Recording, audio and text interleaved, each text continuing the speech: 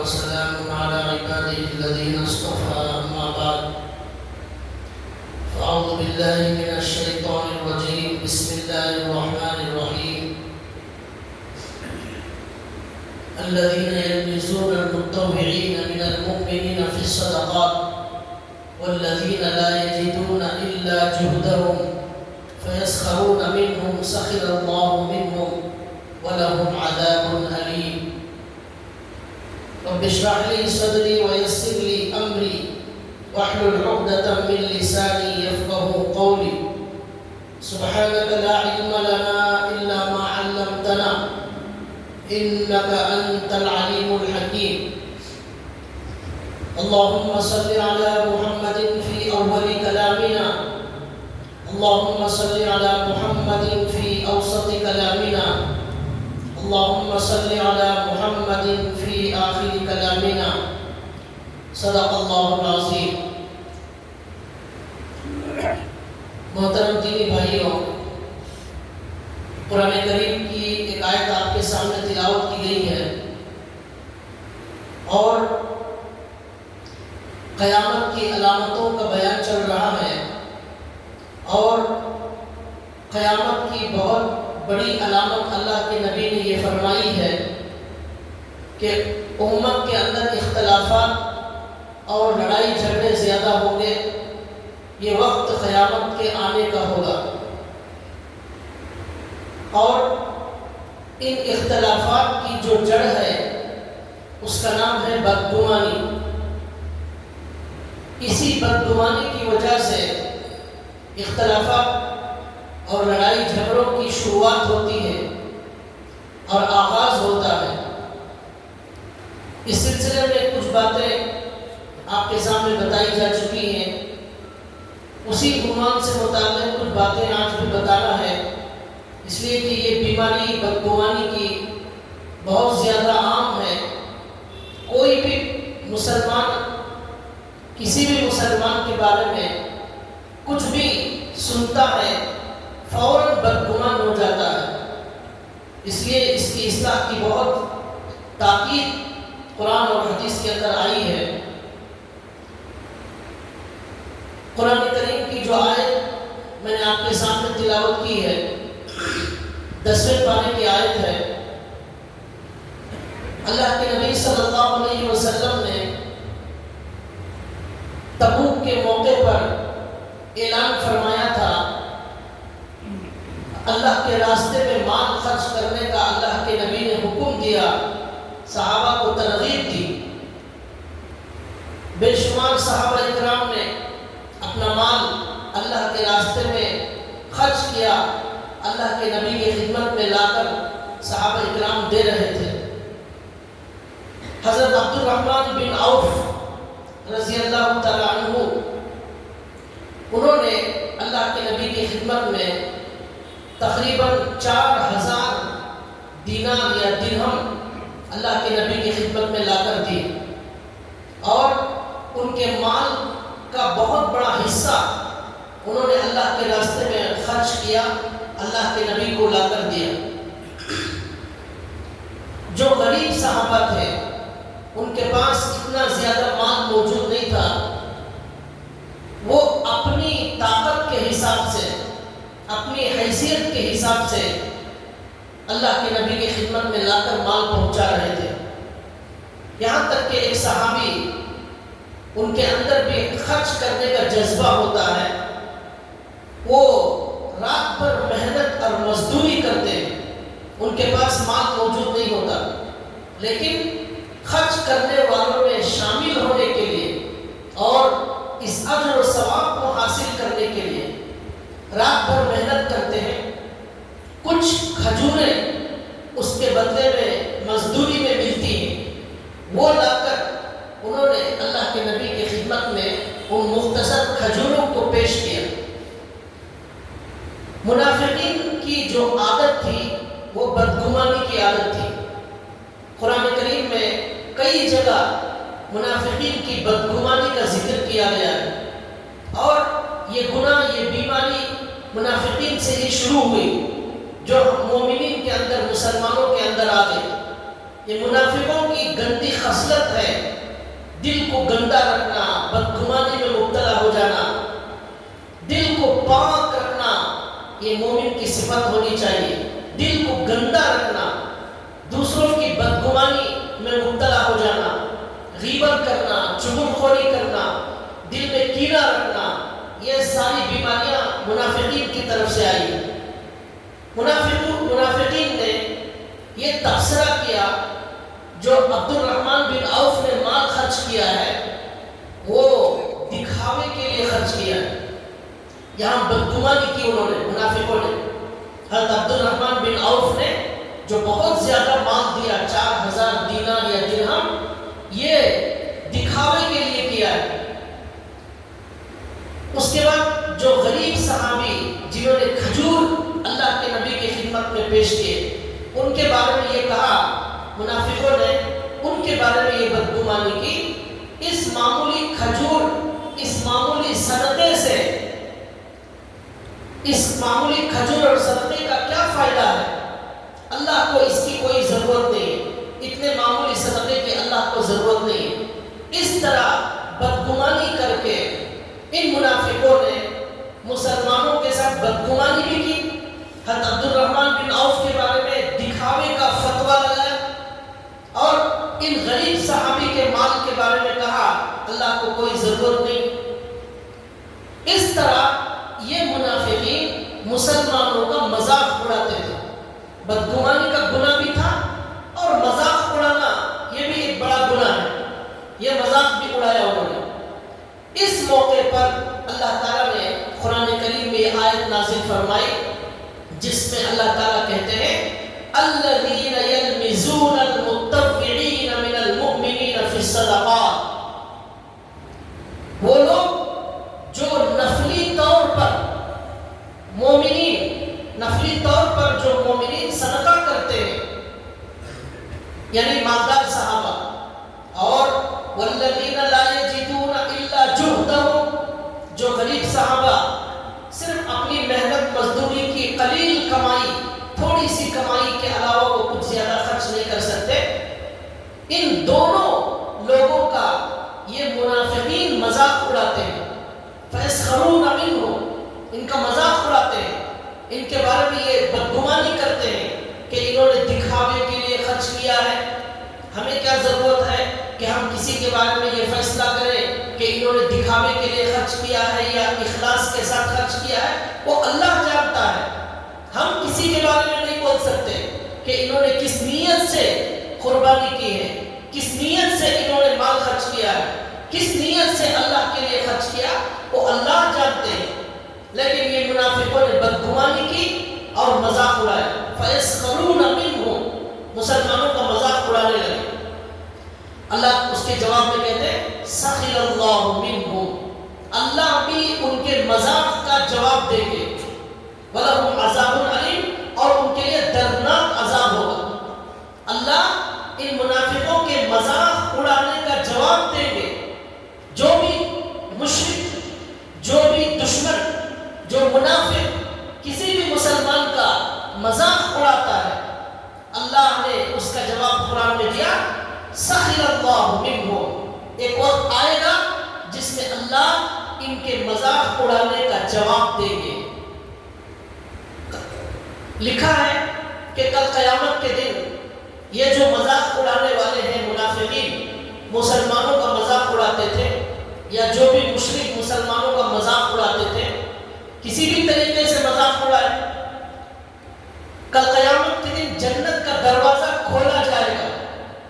منافقین کو یہ امید ہونے لگے گی کہ شاید ہمیں بھی اب جنت میں داخل ہونے کے لیے بلایا جا رہا ہے۔ خوشی میں یہ منافقین بھی جنت کے دروازے کی طرف بھاگنے لگیں گے۔ وہ جب قریب آئیں گے ان کے جنت کا دروازہ بند کر دیا جائے اور کہا جائے گا جس طرح تم نے مومنوں کا دنیا میں مذاق اڑایا تھا، آج اس مذاق کا یہاں جواب دیا جا رہا ہے، تمہارا بھی مذاق بنایا جا رہا ہے، اس لیے تمہیں کوئی جنت ملنے والی نہیں ہے، تمہارا ٹھکانہ تو جنت کا سب سے نچلا حصہ ہے۔ ان المنافقین فی الدرک الاسفل من النار، جہنم کا سب سے نچلا درجہ، جہاں سب سے زیادہ دہتی ہوئی آگ ہے، بہت تیز جلانے والی آگ کا جو جہنم کا حصہ ہے، وہ حصہ منافقوں کے لیے اللہ نے ریزرو کر دیا ہے۔ اللہ تعالیٰ اس طرح مذاق بنائے گا، وَلَهُمْ عَذَابٌ عَلِيمٌ، ان کے لیے دردناک عذاب ہے۔ اس واقعے سے، اس آیت سے ہمیں یہ سبق ملتا ہے کہ ہم کسی بھی مسلمان کے بارے میں بدگمانی نہ کریں۔ آج بھی ہم میں سے ایسے بعض لوگ تبصرہ کرتے ہیں، کوئی نیک کام کرنے والا ہے، حج کو جانے والا ہے، مسجد بنانے والا ہے، خیر خیرات میں آگے بڑھنے والا ہے، تو اس کے بارے میں ہم پیچھے یہ بدگمانی کرتے ہیں، یہ دکھاوے کے لیے کر رہا ہے، یہ حرام مال سے کر رہا ہے، یہ اچھی نیت سے نہیں کر رہا ہے، اس طرح کے تبصرے کرتے ہیں۔ اللہ نے اس سے سخت منع فرمایا، اور یہ آیت ہمیں بتا رہی ہے کہ یہ منافقوں کی خصلت ہے، یہ تمہارے اندر نہیں آنی چاہیے۔ یہ بدگمانی اختلافات کی جڑ ہے، لڑائی جھگڑے کی جڑ ہے۔ ہر مومن سے اچھا گمان رکھیں، دل پاک رہے گا، سب سے محبت رہے گی، آپ بڑے خوشی کے ساتھ زندگی گزاریں گے، آپ کو کوئی ٹینشن، کوئی پریشانی، حسد، جلن کچھ نہیں ہوگا۔ سکون سے رہنے کا ایک سبب یہ بھی ہے کہ ہم اپنے دل کو پاک رکھیں، کبھی ہمیں غصہ ہی نہیں آتا، کسی سے بدگمانی ہی نہیں ہوتی، سب کو ہم اچھا سمجھتے ہیں۔ جب بھی اگر کسی کے بارے میں یہ خیال آ جائے کہ فلاں نے یہ گناہ کیا ہے، وہ ایسا ہے، تو فوراً یہ خیال کرے کہ وہ گنہگار ہے یا نہیں، یقین سے تو معلوم نہیں، لیکن میں گنہگار ہوں یہ پکا یقین ہے، میں نے ایک کی بجائے کئی گناہ کیے ہیں، اس کا تو مجھے پکا یقین ہے، اس لیے اس کے پیچھے پڑنے کے بجائے میں میری فکر کروں گا، تو میں استغفار کروں گا، اللہ سے معافی مانگوں گا۔ یہ عادت ہونی چاہیے۔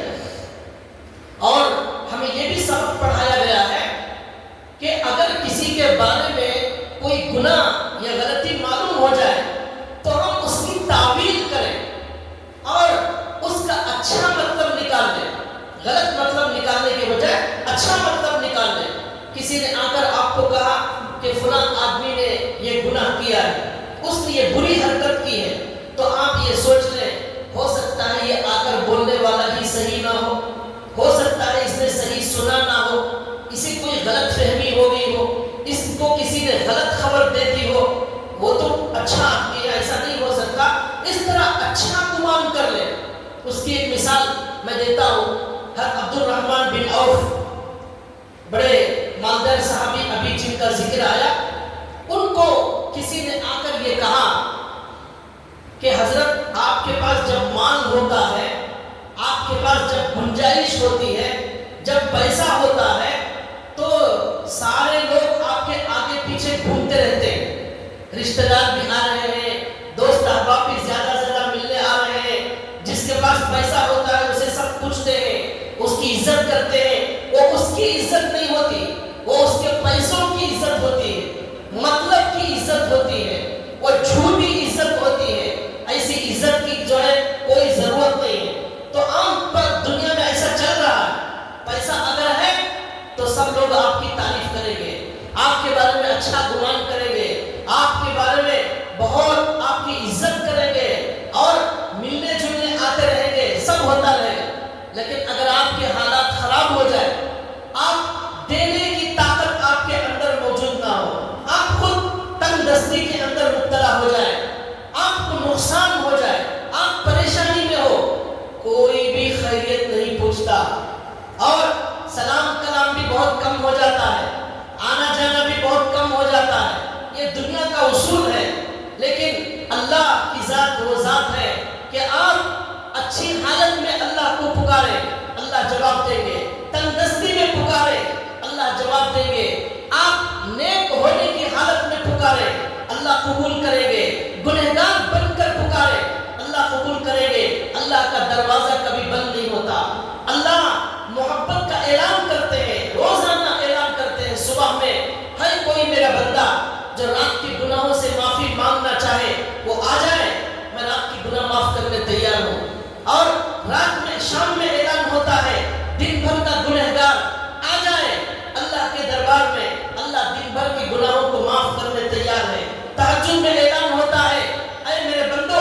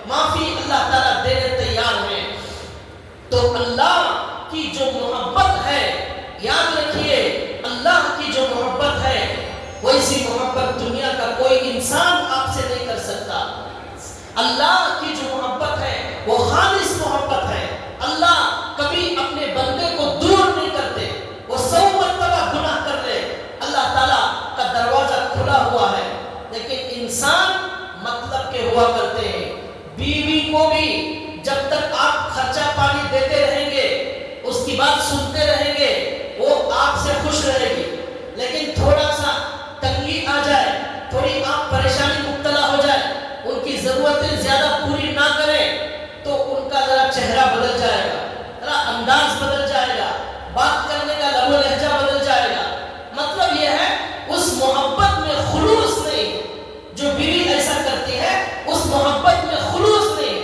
خلوص یہ ہے کہ آپ کا شوہر جس حالت میں بھی ہو آپ ہمیشہ اسی محبت کے ساتھ پیش آئے، مان ہو یا نہ ہو، کام کبھی آگے بھی ہوتا ہے کبھی پیچھے بھی ہوتا ہے، اللہ کی طرف سے آزمائش آتی ہے، تو یہ عام طور پر نظام چل رہا ہے۔ اگر آپ جب تک کسی کو فائدہ پہنچاتے ہیں آپ ان کی نظر میں بڑے اچھے ہوتے ہیں، آپ پر اگر کوئی تکلیف آ جائے سلام کرنے تک آپ کو کوئی تیار نہیں ہوگا، اور دنیا ہی میں جہنمی ہونے کا فتویٰ لوگ لگا دیتے ہیں۔ ایسا لوگوں کا مزاج چل رہا ہے۔ اس لیے بھائیوں، دنیا والوں سے محبت کرنے کے بجائے ایک بار اللہ سے محبت کر کے دیکھیے، وہ اللہ ایسی محبت کی لذت آپ کو دل میں دے گا اور اس کی محبت کا مزہ ایسا ملے گا کہ آپ کو پھر دنیا میں کسی کی محبت کی آپ کو ضرورت نہیں رہے، اسی کی محبت میں اسی کی یاد میں آپ رات دن گزارنا شروع کر دیں گے۔ بہرحال حضرت عبد الرحمن بن عوف سے کسی نے کہا کہ آپ جب اچھے مالدار ہوتے ہیں، آپ کے پاس گنجائش ہوتی ہے، لوگ آپ کے ارد گرد گھومتے رہتے ہیں، اور آپ جب تکلیف میں ہیں آپ کو کوئی پوچھنے والا نہیں ہوتا۔ ہمارے نبی صلی اللہ علیہ وسلم کی بھی یہ عادت نہیں تھی۔ ہمارے نبی کی نظر میں مالدار اور غریب دونوں برابر ہوا کرتے تھے، یہاں تک کہ لکھا ہے کہ ایک مرتبہ مالدار کفار اللہ کے نبی کی خدمت میں آ کر بیٹھے ہوئے ہیں، اور اللہ کے نبی ان کو دین سمجھا رہے ہیں، اللہ کے نبی ان کو بات کر رہے ہیں۔ مکے کے بڑے بڑے کفار، مالدار کفار، بڑے گھمنڈی، بڑے تکبر والے وہ کفار تھے۔ ایک نابینا غریب صحابی اللہ کے نبی کی خدمت میں آئے، ان کو نظر نہیں آتا تھا، عبداللہ ابن ام مکتوم، وہ آئے اور اللہ کے نبی کی خدمت میں انہوں نے سلام کیا اور کچھ نصیحت کرنے کی درخواست کی۔ اللہ کے نبی نے جب یہ دیکھا یہ مالدار گھمنڈی جو کفار ہیں ان کو ایک غریب کے ساتھ بیٹھنا پسند نہیں آتا تھا، اس لیے ان مالداروں کو، کفار کو نابینا صحابی کا آنا بیٹھنا پسند نہیں آیا۔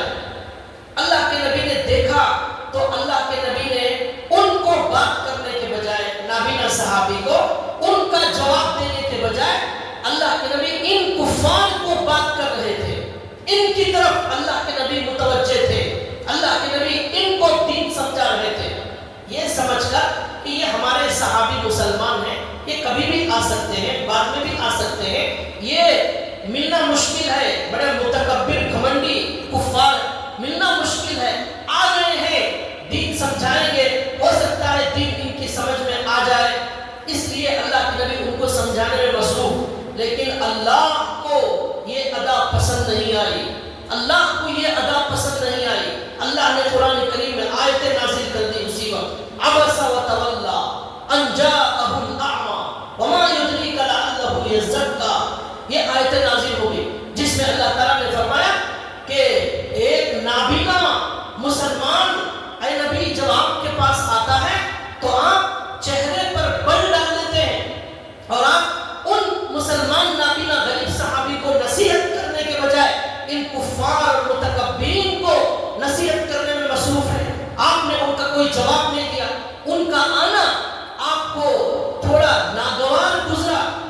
اللہ نے اللہ کے نبی کو ٹوکا، اللہ نے اللہ کے نبی سے ہلکے انداز میں، بڑے پیارے انداز میں ناراضگی کا اظہار کیا، اللہ کے نبی کو تنبیہ کی۔ وَأَمَّا مَنْ جَاءَكَ، یہ جو اللہ نے کہا کہ یہ جو لوگ آئے ہیں کفار، یہ ان کو کوئی ضرورت ہی نہیں ہے، أَنْ جَاءَهُ الْأَعْمَى وَمَا يُدْرِيكَ لَعَلَّهُ يَزَّكَّىٰ أَوْ يَذَّكَّرُ فَتَنفَعَهُ الذِّكْرَىٰ أَمَّا مَنِ اسْتَغْنَىٰ فَأَنْتَ لَهُ تَصَدَّىٰ۔ ان لوگوں کو کوئی ضرورت ہی نہیں ہے، ان کفار کو دین کی، اسلام کی، قرآن کی، نبی کی کوئی ضرورت ہی نہیں ہے، آپ ان کی اصلاح میں لگے ہوئے۔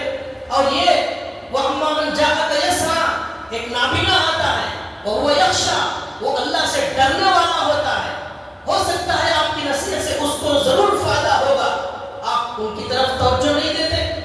تو بہرحال اس سے کیا معلوم ہوا؟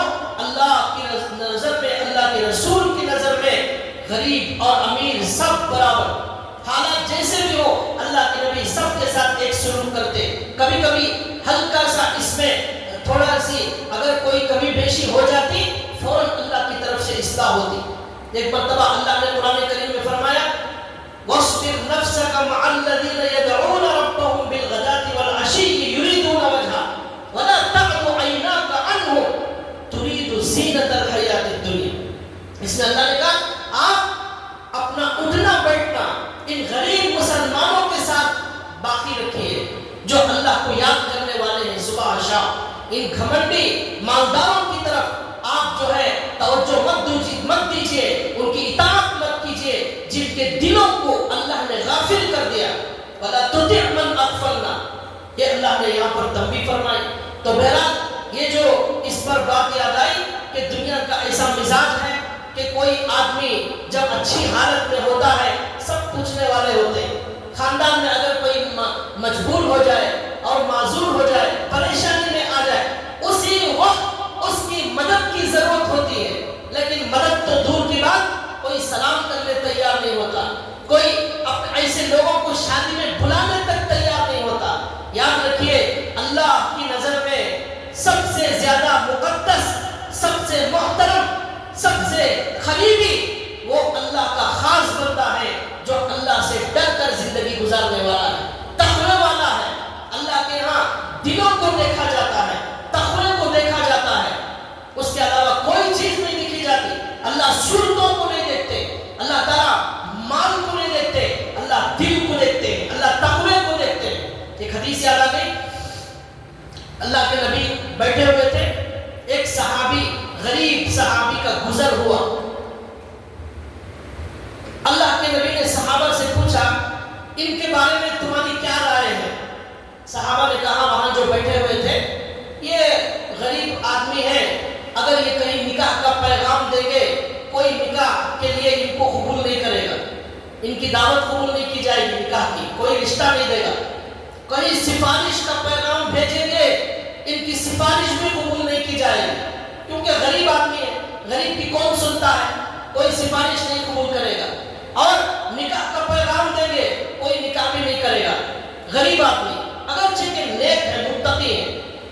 اس کے بعد کچھ دیر کے بعد اور ایک مسلمان گزرے، اللہ کے نبی نے پوچھا کہ ان کے بارے میں کیا رائے ہے؟ وہ مالدار تھے لیکن وہ تقوی نہیں تھا جو پہلے صحابی کے اندر موجود تھا، تقوی کے وہ اعلیٰ مقام پر تھے، یہ وہ درجے کے نہیں تھے۔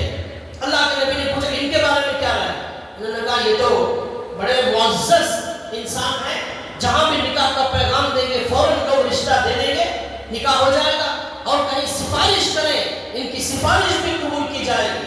اللہ کے نبی نے فرمایا یہ جو بعد میں جانے والے ہیں جن کی مال کی وجہ سے تم نے یہ سمجھا ان لوگوں میں ان کا مقام ہے، ان کا رشتہ قبول کیا جاتا ہے، ان کی سفارش قبول کی جاتی ہے، اللہ کے نبی نے فرمایا پوری زمین پر ایسے لوگ بھر جائیں تو بھی اللہ کی نظر میں وہ پہلے جانے والا متقی جو بندہ ہے، غریب ایک بندہ، وہ اللہ کی نظر میں ایسے کروڑوں لوگوں سے زیادہ اللہ کو وہ بندہ محبوب ہے جو تقوی دل میں رکھتا ہے، اللہ کی محبت دل میں رکھتا ہے، اللہ کے عشق میں زندگی گزارتا ہے۔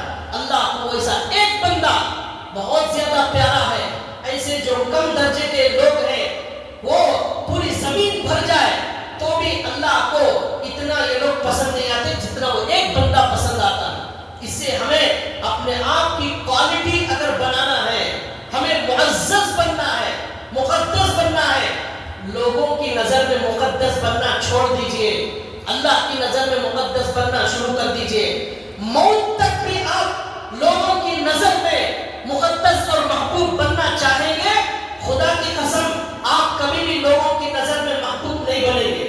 یہ دنیا ایسی ہے، آپ کی قدر اور عظمت آپ سالوں تک اچھا کام کریں، ایک آپ سے گناہ ہو جائے آپ کے سالوں کی محنت پر پانی پھیر دیا جائے گا۔ یہ دنیا ایسی ہے، آپ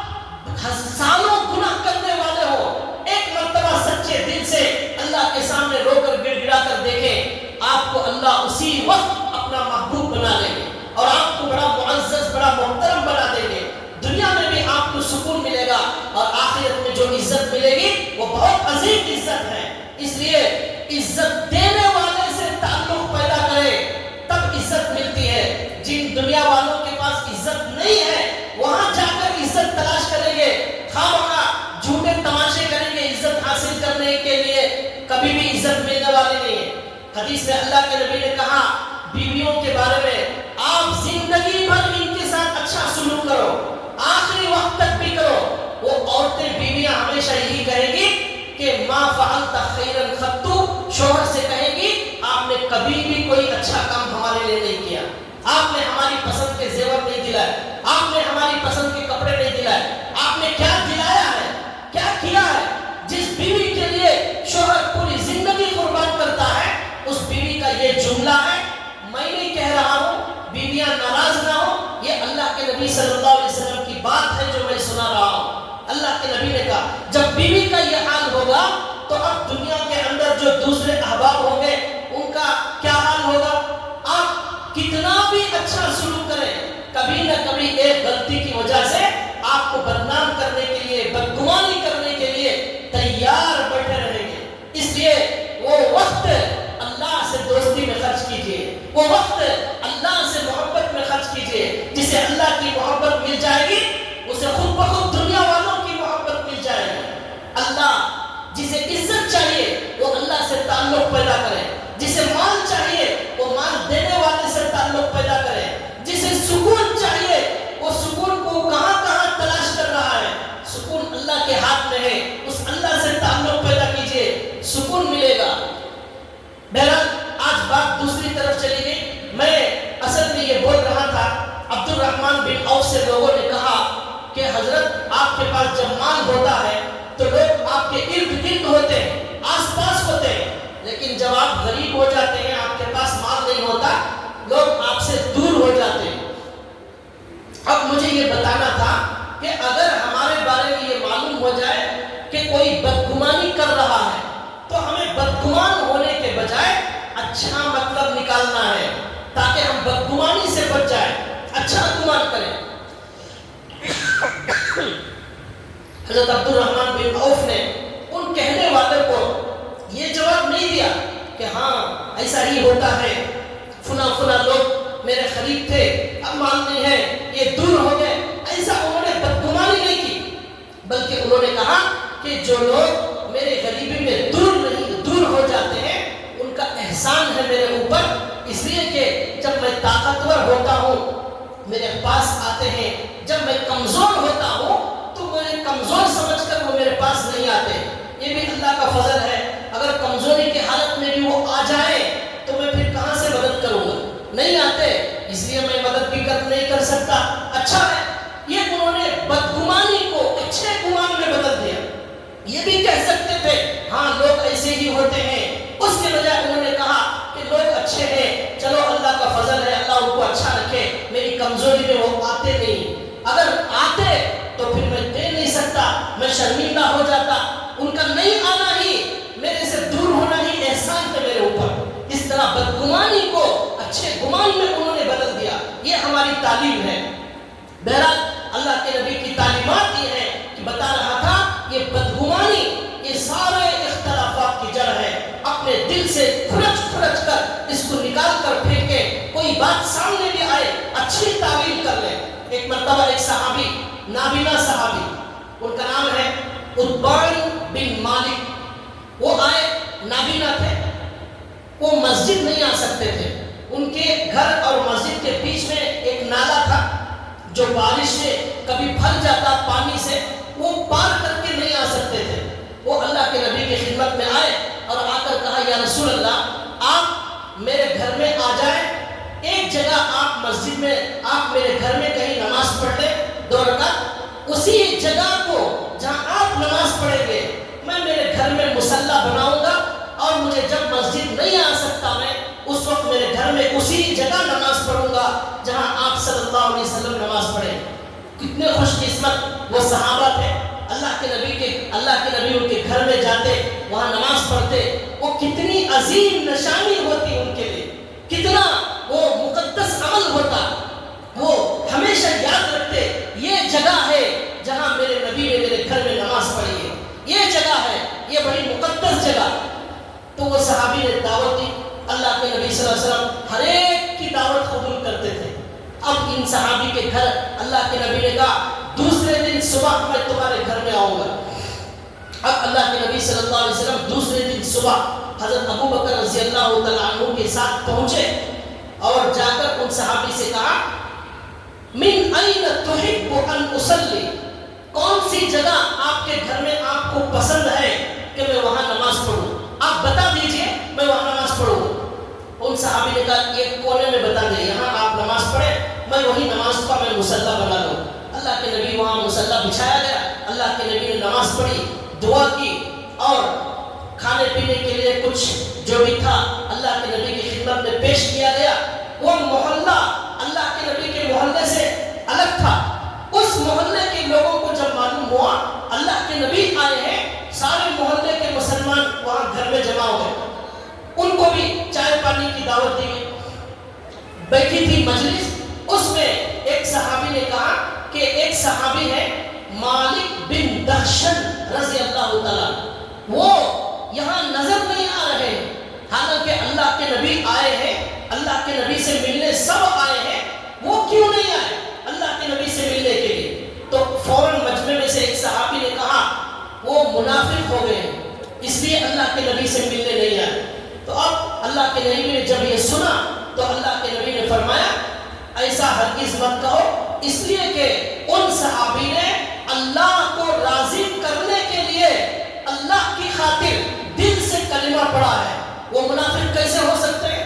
ہو سکتا ہے کوئی عذر ہوگا، کوئی وجہ ہوگی، کوئی کام ہوگا، یہ بھی ہو سکتا ہے، اس کے بجائے فوراً بدگمانی کرنا، یہ فتویٰ دینا کہ وہ منافق ہے، یہ اچھی بات نہیں۔ پھر کسی نے کہا یا رسول اللہ ان کا تو اٹھنا بیٹھنا ہی منافقوں کے ساتھ ہے، ان کا اٹھنا بیٹھنا منافقوں کے ساتھ ہے۔ اللہ کے نبی نے فرمایا دیکھو جس آدمی نے دل سے کلمہ پڑھ لیا، یہ بخاری شریف کی حدیث ہے، جس نے دل سے کلمہ پڑھ لیا اللہ نے جہنم کو اس پر حرام کر دیا ہے۔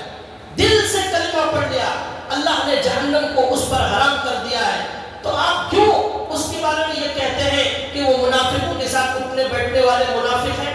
آپ کو کیا ضرورت ہے؟ آپ اچھا گمان رکھیں، ہو سکتا ہے کوئی عذر ہوگا، کوئی مسئلہ ہوگا، یہ اللہ کے نبی نے فرمایا۔ اس طرح بدگمانی کے واقعات، بدگمانی کی باتیں جب اللہ کے نبی کی خدمت میں آتی تھی تو اللہ کے نبی ان کا رخ بدل دیا کرتے تھے اور صحابہ کو ٹریننگ دیا کرتے تھے کہ دل کو کیسے صاف رکھنا چاہیے اور بدگمانی سے کس طرح اپنے آپ کو بچانا چاہیے۔ اس کے بعد اللہ کے نبی نے فرمایا کہ وہ منافق نہیں ہو سکتے، انہوں نے اللہ کی خاطر کلمہ پڑھا ہے، یہ اللہ کے نبی نے فرمایا۔ اور ایک مرتبہ غزوہ حنین کے موقع پر اللہ کے نبی مال غنیمت تقسیم فرما رہے تھے، اس موقع پر کسی نے کہہ دیا کہ منافق نے کہ اللہ کے نبی نے جو تقسیم کیا ہے مال کو وہ انصاف کے ساتھ تقسیم نہیں کیا۔ ایسا تو کوئی مسلمان نہیں بول سکتا تھا، تو انہوں نے کہا کہ اللہ کے نبی نے انصاف نہیں کیا۔ اللہ کے نبی نے فرمایا اللہ اور اللہ کا رسول اگر انصاف نہیں کرے گا تو پھر دنیا میں کون انصاف کرے گا؟ اللہ کے رسول سے بڑھ کر، اللہ سے بڑھ کر کون ہے انصاف کرنے والا؟ اس کے بعد اللہ کے نبی نے کہا حضرت موسیٰ علیہ السلام پر اللہ رحم فرمائے، ان کو بھی میرے سے زیادہ تکلیف دی گئی اس طرح کی باتیں سنا کر، لیکن انہوں نے بھی اللہ کے لیے صبر کیا۔ تو دیکھیے یہاں پر اللہ کے نبی کے بارے میں بدگمانی کی جا رہی ہے کہ اللہ کے نبی نے اس طرح انصاف کے ساتھ تقسیم نہیں کیا ہے۔ آخری واقعہ سنا کر بات ختم کر رہا ہوں کہ قرآن کریم کے اندر جو بدگمانی کی اصلاح کا بیان کیا گیا ہے اس میں سب سے بڑا اور سب سے عظیم الشان واقعہ جو قرآن کریم کے اندر موجود ہے، جس کے اندر اما عائشہ رضی اللہ تعالیٰ عنہا کے بارے میں منافقوں نے بدگمانی کی اور ان پر اما عائشہ پر بہت بدترین الزام لگایا، واقعہ سنا چکا ہوں، بہت مختصر عرض کر رہا ہوں کہ ایک مرتبہ سفر میں اماں عائشہ ساتھ میں تھی اور اللہ کے نبی صلی اللہ علیہ وسلم کے ساتھ قافلہ تھا۔ اماں عائشہ اپنی ضرورت پوری کرنے کے لیے قضائے حاجت کے لیے گئی تھی۔ اللہ کے نبی کا یہ قافلہ یہاں سے روانہ ہو گیا اماں عائشہ کو چھوڑ کر۔ اب یہ قافلہ روانہ ہو گیا، اماں عائشہ رضی اللہ تعالیٰ عنہا کا ایک ہار گم ہو گیا، ضرورت پوری کرنے گئے تھے، ہار گم ہو گیا، آنے میں تھوڑی سی تاخیر ہو گئی۔ آ کر جب دیکھتے ہیں اللہ کے نبی اپنے صحابہ کے ساتھ یہاں سے جا چکے ہیں، اب وہ پریشان ہوئی، اب وہ وہی میدان میں بیٹھ گئی۔ ایک صحابی کی ذمہ داری تھی کہ وہ جو بھی سامان چھوٹ گیا ہے اس کو لے کر آنا ان کی ذمہ داری تھی۔ ان کا نام تھا حضرت صفوان رضی اللہ تعالیٰ۔ اب وہ آتے ہیں، دیکھتے ہیں کہ میدان میں اماں عائشہ بیٹھی ہوئی، اماں عائشہ کو دیکھا، وہاں یہ بھی لکھا ہوا ہے پردے کا حکم نازل ہونے سے پہلے اماں عائشہ کو انہوں نے دیکھا تھا، اس لیے اب پہچان لیا۔ اب اماں عائشہ کو دیکھتے ہی انہوں نے انا للہ و انا الیہ راجعون پڑھا۔ اماں عائشہ نے فوراً اپنا چہرہ چھپا لیا۔ حضرت صفوان اونٹ لا کر رکھتے ہیں، اماں عائشہ اس پر بیٹھ جاتی ہیں۔ اماں عائشہ دبلی پتلی تھی، پہلے جو لوگ چلے گئے وہ اونٹ کے اوپر جو سواری ہوتی ہے ایک باکس ہوتا ہے، اس کو اٹھا کر 4 لوگوں نے رکھ دیا، معلوم نہیں ہوا اماں عائشہ اس میں ہے یا نہیں ہے، اس لیے وہ قافلہ چلا گیا۔ اب یہ صحابی اونٹ لا کر رکھتے ہیں، اماں عائشہ اس پر بیٹھتی ہیں۔ اب یہ صحابی اماں عائشہ کو لے کر بعد میں جا کر اللہ کے نبی کے قافلے کے ساتھ مل جاتے ہیں۔ یہ منافقین کو موقع کی تلاش ہوتی تھی، بدگمانی کرنے کے موقع کی تلاش ہوتی تھی، مسلمانوں کو تکلیف دینے کے واقعے کی تلاش ہوتی تھی، اللہ کے نبی کو تکلیف دینے کی تلاش ہوتی تھی۔ اس موقع کا فائدہ اٹھا کر منافقوں نے یہ کہہ دیا نعوذ باللہ اماں عائشہ کا ان صحابی کے ساتھ غلط تعلق ہے۔ اتنا بڑا اور اتنا خطرناک الزام لگا دیا، زبان پر لانے بھی دل میں ڈر ہوتا ہے، ایسا بڑا الزام لگا دیا منافقوں نے۔ اب پورے مدینے کے اندر چرچا ہونے لگا، منافقوں نے ڈھنڈورا پیٹا، اتنا اس کو اچھالا کہ 3 صحابہ، 2 مرد ایک عورت صحابیہ، یہ سچے مسلمان بھی منافقوں کی باتوں میں آ گئے۔ ایک حسان بن ثابت، ایک حضرت مستح، یہ 2 مرد صحابہ، ایک عورت حضرت حمنہ رضی اللہ تعالیٰ عنہ، ایک عورت صحابیہ، یہ تینوں بھی سچے پکے مسلمان، لیکن منافقوں کی باتوں میں آ گئے اور اماں عائشہ پر جو الزام لگایا اس الزام کو صحیح سمجھنے لگے یہ تینوں۔ اب قرآن کریم کے اندر اللہ تعالیٰ نے اس کے بعد اماں عائشہ بڑی پریشان ہوئی، سارا مدینہ پریشان ہو گیا، اللہ کے نبی بھی پریشان ہو گئے۔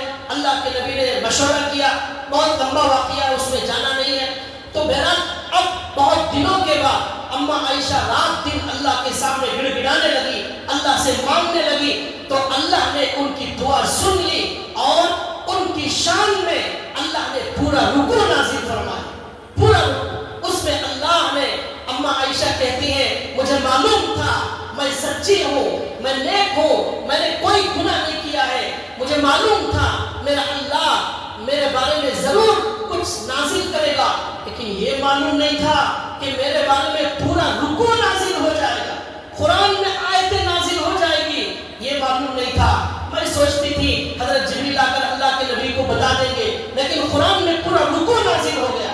ان الذين جاءوا بالافك عصبة منكم لا تحسبوه شرا لكم بل هو خير لكم، بلا شبہ جو لوگ جھوٹ کو لے کر آتے ہیں، جھوٹ پھیلاتے ہیں، بدگمانی پھیلاتے ہیں، اے مسلمانوں اس کو شر مت سمجھو بلکہ یہ تمہارے لیے اس میں بھلائی ہے۔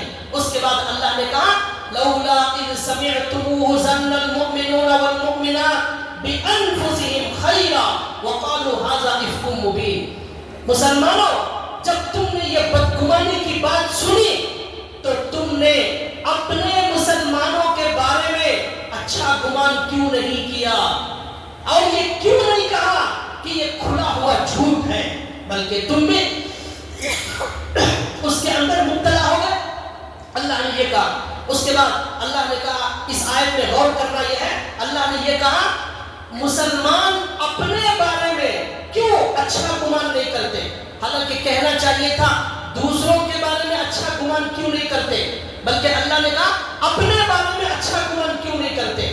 مطلب یہ ہے آپ دوسروں کے بارے میں بدگمانی کرتے ہیں، خود اپنے بارے میں بدگمانی کرتے ہیں۔ مسلمان تمام کے تمام ایمان کے رشتے میں جڑے ہوئے، آپ دوسروں کی برائی کرتے ہیں، خود اپنی برائی کرتے ہیں، دوسروں کو گالی دیتے ہیں، وہ دوسروں کو نہیں خود کو دے رہے ہیں، دوسروں کے بارے میں بدگمانی کرتے ہیں، خود اپنے بارے میں بدگمانی ہے۔ یہ آیت ہمیں سمجھا رہی ہے۔ پھر آگے اللہ نے کہا جو لوگ بہتان لگانے والے ہیں قیامت تک ان کے لیے قانون نازل کیا جا رہا ہے، اگر وہ 4 گواہ نہیں لائیں گے کسی کے زنا کو ثابت کرنے کے لیے، فَأُولَٰئِكَ عِندَ اللَّهِ هُمُ الْكَاذِبُونَ، تو یہ ثبوت نہ لانے والے اللہ کی نظر میں جھوٹے۔ پھر اللہ نے کہا تہمت لگانے والوں کو کوڑے مارے جائیں گے، 80 کوڑے مارے گئے، ان 2 صحابہ کو بھی، اور جو عورت نے تہمت لگائی تھی ان کو کوڑے مارے گئے۔ اللہ کے نبی نے یہ اللہ کا قانون جاری کیا، قیامت تک اسلامی حکومت جہاں ہوگی یہ قانون ہے، تہمت لگانے والوں کو کوڑے مارے جاتے ہیں، جیسے زنا کرنے والوں کو بھی اسلام میں کوڑے مارے جاتے ہیں۔ اگر وہ شادی شدہ ہے جان سے مار کر ختم کر دیا جائے، اگر وہ شادی شدہ نہیں ہے تو اسے 100 کوڑے مارے جائیں۔ تو یہ اللہ کا قانون قیامت تک کے لیے نازل ہو گیا۔ اس کے بعد کی آیت میں بھی اللہ نے یہ کہا کہ مسلمانوں اگر ایسے کوئی واقعہ تم سنو تو تمہیں کیا کہنا چاہیے؟ یہ کہنا چاہیے کہ ہمیں کوئی حق نہیں ہے کہ ہم کسی کے بارے میں بدگمانی کریں، ہم کسی پر تہمت لگائیں، یہ ہمیں حق نہیں ہے۔ سبحانک ھذا بہتان عظیم، یہ کہنا چاہیے۔ اس واقعے سے بھی ہمیں یہ سبق دیا جا رہا ہے کہ بدگمانی کی جو بیماری ہے، جو گناہ ہے، وہ سارے فتنوں کی جڑ ہے، وہ اختلافات کی جڑ ہے، وہ پھوٹ ڈالنے کا ذریعہ ہے۔ اس لیے اپنے دلوں کو بالکل پاک اور صاف رکھیں، ہمیشہ یہ یاد رکھیں کل قیامت کے دن اللہ میرے گناہوں کے بارے میں پوچھیں گے، میں بڑا گنہگار ہوں، مجھے کیا ضرورت ہے دوسروں کے بارے میں بدگمانی کر کے خواہ مخواہ اپنے سر پر گناہ اوڑھ لینے کی۔ اللہ سے دعا ہے اللہ تعالیٰ ہماری حفاظت فرمائے، اللہ اس بدترین گناہ سے میری اور آپ کی تمام معاشرے کی اصلاح فرمائے، اور ہم سب پر ہمارے اندر اختلافات کو اللہ ختم فرمائے۔ وما علینا الا البلاغ۔ آخر میں ہمارے